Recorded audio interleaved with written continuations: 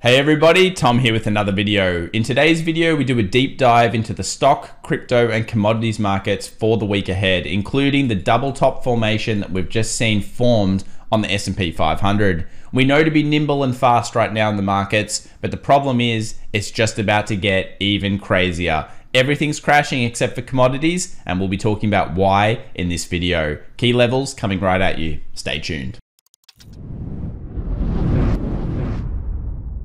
So the best place for us to start today's video is to always cover off on what actually happened on the Friday session in the largest stock market in the world, obviously the SP 500. We will be covering some individual stocks that we're looking at for the week ahead, cryptos, commodities, and of course our indices levels throughout today's video, as well as a longer term investment discussion. But the best place is to start here. So semiconductors were getting beaten up, and also the big tech stocks, not the smaller tech stocks as much, and we'll talk about that later. Energy was doing very well, and this is because, of course, of concerns in the Ukraine. And when we think about the session, it really had all of those sell the rip kind of characteristics with it. The futures market was down, and by the time the market opened, it was actually back up.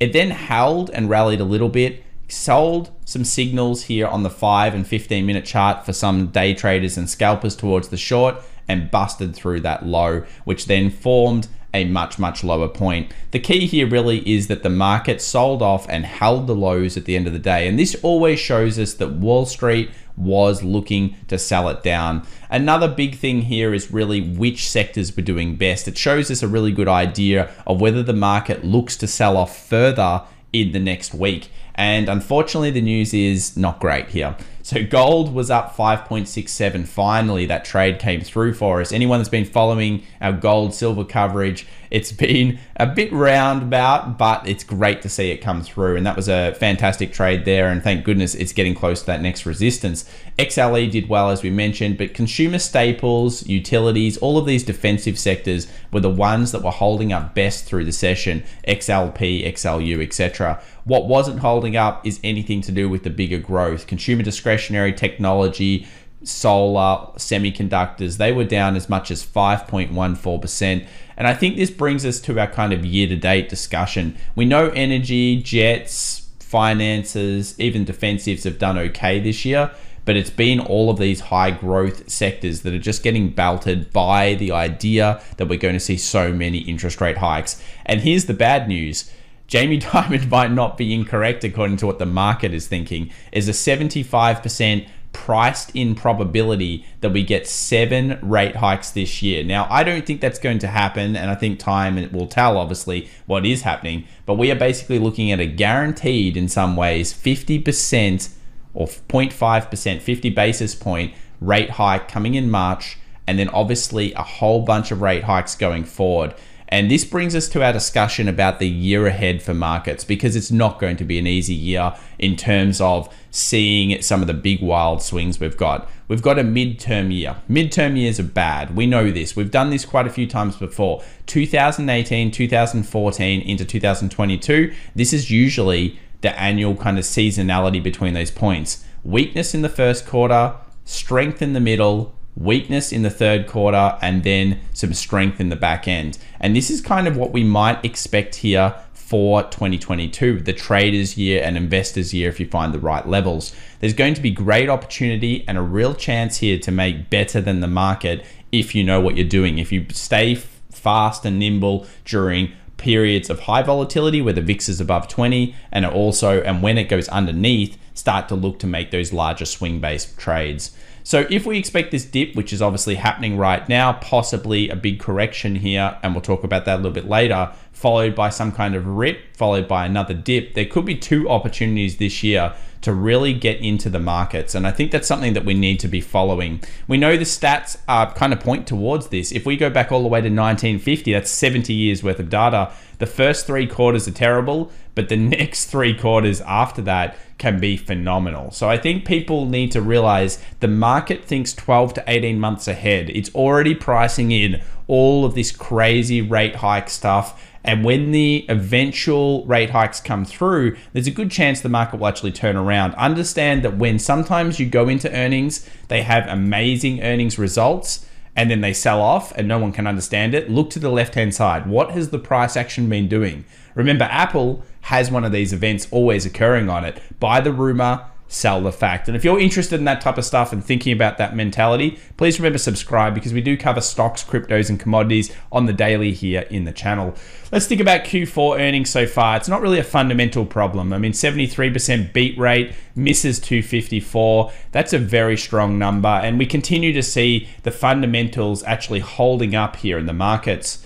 We also know that when rate hikes actually come through, while there might be a little bit of weakness in the market, it does tend to kind of correct itself over that next 6 months and go positive. So that also plays into this idea of weakness first quarter, rate hikes happen, market has oversold, turns around, and then if you notice, the next 12 months don't tend to be that much better in a lot of these stats, which kind of points towards that second double dip stat as well. Just remember, these are the things that start to play into our minds, start to become an expectation for what we might be looking at this year. For anyone that was looking at our video in the previous session and was thinking about trading the VIX, congratulations to you on the way up. That was an incredible VIX trade. In terms of the percentage here, just off this closure, you would have made around 30% on the VIX trade during that session. And while I don't like trading the VIX that much, it certainly did spike. This can go either way. Obviously, it seems like the algorithm sold off hard here into the Friday close, and we'll talk about how the VIX is going to react when we look at the SPY a little bit later on. But it's a very important level and certainly something we need to be looking at. US 2-year actually came down, so a lot of people would probably think, well, it's coming down, shouldn't the market therefore be going up? I think the market is just reacting to all of this. It's reacting to the Ukraine stuff at the same time, and it's seeing mostly fear. Is there any real greed kind of news that's coming out at the moment? Not really. We're losing support here of the Fed. The Fed is basically starting to say 50 basis points won't do anything. They're trying to hardball the market, and we've got this kind of runaway idea of inflation. So that's partly why the 2 years like this. We're not really confident that the 2 year is stabilizing until it gets back down to its 20 moving average on the daily and probably closes underneath that, showing that the Fed and the inflation expectation or the interest rate expectation are kind of coming closer together. At this stage, the Fed's pretty far behind. US 10-year also dropped quite considerably after hitting that 2%, sold straight off. It's still really high though, and still not underneath our 20s. So at this stage, these are good signs that maybe the market is getting ahead of itself, but not quite yet. Remember, we need 4 factors to be able to get back into the markets, and we haven't really seen those factors play out yet. Dollar index did move up, 96.03. It was actually a pretty good trade during the session. We broke above, came back down, tested that 95.80 area, and then bulled back up. And this could point to maybe some bullish moves here on the DXY for the next week. It's been, I would say, relatively beaten down. Here's our major trend line that we've been following here, the weekly, how it looks. The daily here looks fairly strong. We get a double rejection and a rejection off the low. This is basically a liquidity grab style candle. The reason we know it's a liquidity grab style candle is it comes back down and touches the support and then fully wicks off that, showing that there's a lot of buy demand there. We then also get another follow through candle, and if a new high is reached in the next sessions, we probably expect further follow through upwards of that 96.50 range. For Forex traders, there could be something there. But the big news is gold. Finally, gold makes it through. 1858 on the close, went as high as 1865 for the session.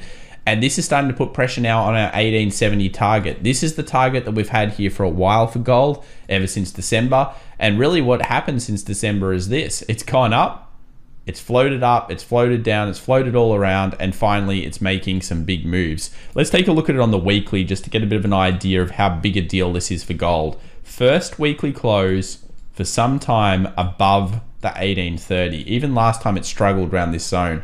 If we breach 1870, gold traders will be looking for that 1910. And the great thing about gold is that there are 2 really big participation zones. Breach, 1910. Breach, 1960. Very small amount of things stopping it in between these zones. So good take profits moving forward if you're getting bullish on this particular metal.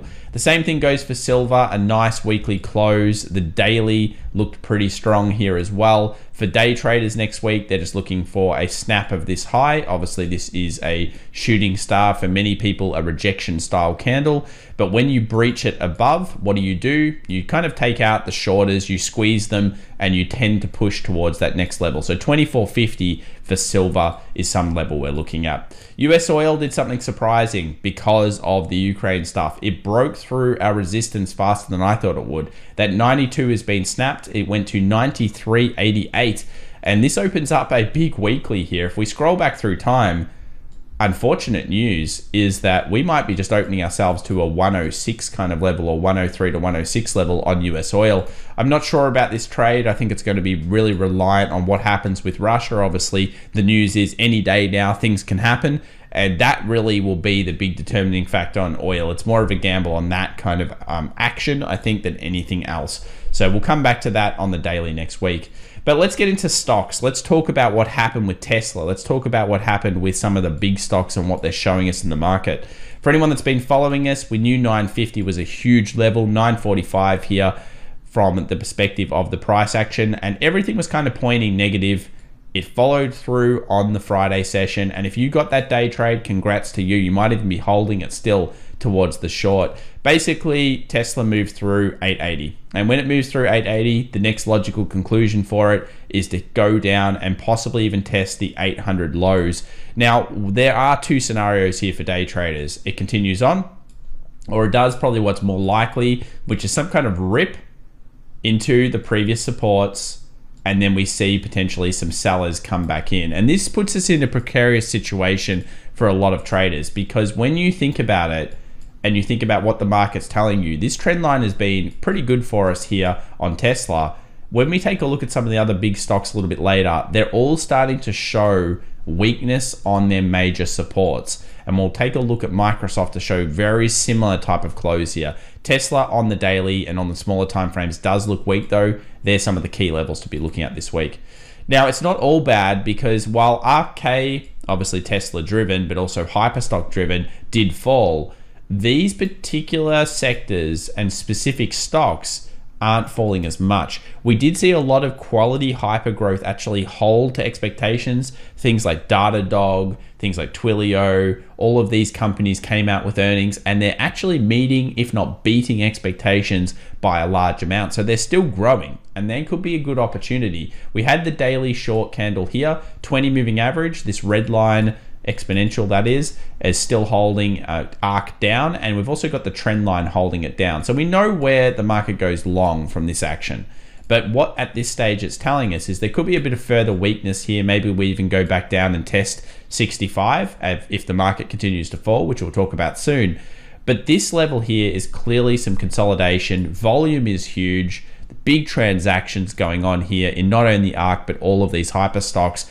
It could be a great sign towards some opportunity for investors, for traders moving forward in the next couple of weeks. These markets don't look as sick as something like maybe a Microsoft or an Apple, and that's surprising to many people. But this interest rate hike is really putting pressure on the big growth stocks more than the small ones. The small ones are growing at astronomical rates. It brings into question, how well are these particular stocks going to handle this inflationary environment, this environment of rate hikes. So let's bring out Microsoft, and the 200 simple moving average, the green line here, is being tested. You'll notice that little kind of double top that we talked about did get broken through, similar to the market. Microsoft showing weakness, though still probably my pick for the biggest moat company in the SP 500. I think it's very difficult to go against Microsoft over the long term. They can raise a lot of prices, get away with it, and while their valuation may come down, overall their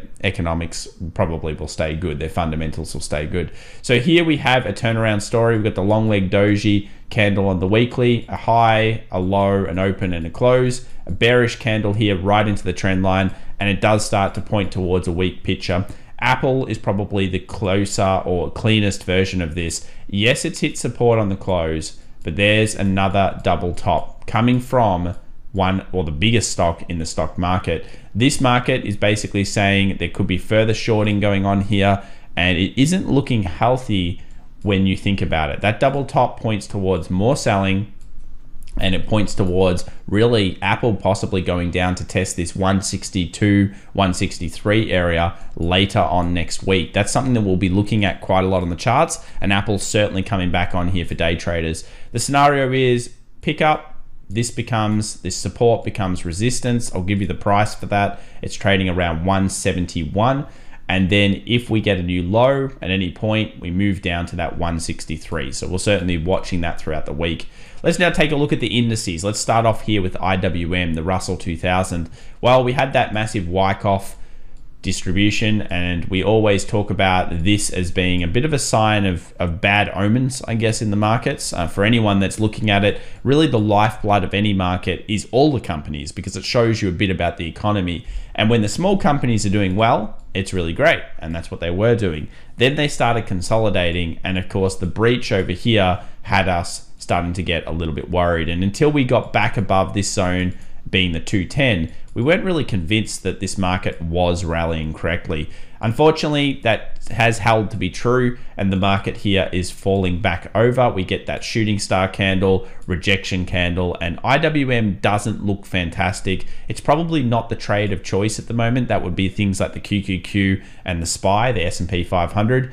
But it is looking weaker here on the charts. And if we go over to a weekly, obviously we get these triple rejections, kind of 1 rejection, 2 rejection, 3 rejection, and possibly even a weekly 2050 cross. To put that in perspective, weekly 2050 cross doesn't happen that often, but when it does happen, it leads to kind of some sideways years. And notice when that did happen, it happened after the end of that 2018 for this particular index.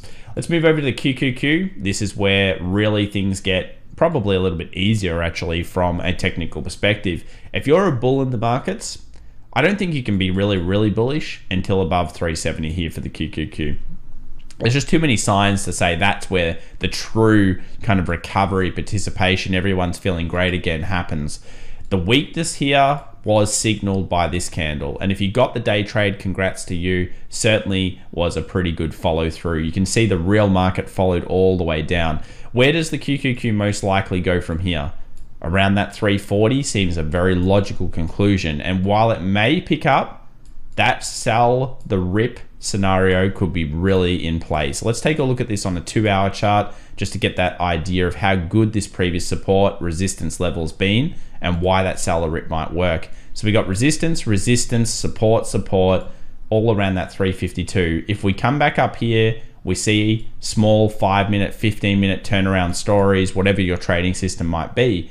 That's certainly a good point to be targeting for the week ahead. And I think that's something that a lot of people will be doing. Sometimes Mondays open up with some fake market futures. They get up, everything looks great. And then when Wall Street really comes in after that first hour of trade, they start to smash it down. I think that's something that most people will be watching. Nasdaq here at the key levels. I just want to bring up the weekly here. A weekly close again underneath the 50 exponential moving average, which if that was on that SPY, I would be like, wow, this is the real deal towards a big correction. But at this point, it's mostly in growth. That's 2 big rejection wicks here now on the weekly. Fairly rare. When you usually see rejection wicks, obviously we've seen them mostly to the upside here, they've led to quite large returns. I mean, what's this telling us about the market? It's tried to rally. It did one of those standard dead cat bounce over multiple days. A big amount of FOMO comes back in. Everybody thinks that it's going fully bullish, and then we reject and we reject. It's kind of like a classic, you would say, trap. I mean, it's basically a bull trap style classic play here from the markets, and it's what we have to expect in 2022. Lots of up, down, and all around style action. Let's move over to the SPY. This is where the real signal is. Always look to the SPY. S&P 500 analysis is critical when it comes to the VIX above 20. This is really the lifeblood of the algos. When this type of thing happens and it goes through a key support or resistance, you'll just notice no matter what real stock you're in, it will generally fall with the market or rise with the market. When the S&P 500 stabilizes, you go into the individual stocks and you start trading all of them to get the opportunities. But when the VIX is above 20, I'll give you a top tip right now. Look at the S&P 500. It's just so critical. So here's the double top. Here's the support. We've breached that support. Basically, it's in play. If we take the double top distance, we move that to the top here. We take it out. it kind of points towards around that 430. And let's have a look at the options in just a minute to get an idea whether that makes sense. And I believe it does. Take a look at this. There are options sitting hard on 425, 430 for this week. It makes sense that the market will try to test these levels. Whether it gets through them, I don't know yet. None of us do. But 425, there are put strikes there that are getting very, very large. The open interest is huge on that level. And I think that's going to be something that's very critical for the week ahead. So we'll always be looking here at this S&P 500. We need to also think about the rip scenario similar to the QQQ. If we go in, think about the 1 hour time frame here, we've got that beautiful support here at 445, beautiful resistance. If we go back up, what do we expect to probably happen around this zone? Some form of bears to come back in. So bulls will be looking to crack this and keep moving up. Bears will be looking to sell right here and try to find some signal to sell that rip. And I think that's going to be, again, another one of those trades that some people will be looking at. So we've got the 425, 430 area as certainly a target.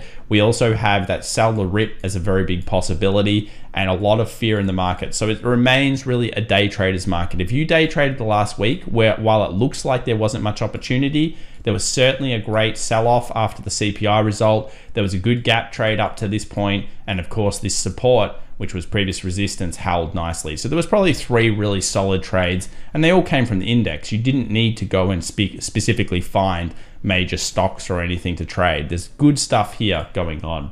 Let's move over to crypto. It's not looking so peachy. 46,000 was obviously tested on Bitcoin. It's sold off that level. Support, support, support becomes resistance. Yeah, that's not great. I mean, we now have a candle going underneath this long leg doji, the high, low, open, close, basically the indecision there.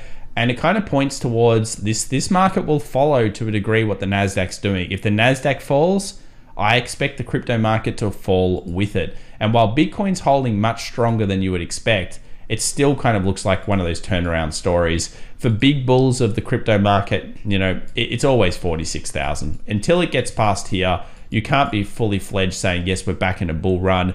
All of this is really positive, but this is where it happens. 46,000 for me is just the big turn, and I'd probably stick with that. I think that's the big key here. So relatively negative. Sometimes crypto can run over the weekends, but it still looks a bit weak at this stage. Let's move over to Ethereum. Similar, it's testing that downward trend line from the top down. There's possibility of some rally here over the weekend around this area. It's underneath 3,000 for now, but certainly this trend line was a big deal. So maybe it will hold up. Certainly something to be looking at. But I think the crypto markets are really being dictated to by the larger market being the S&P 500.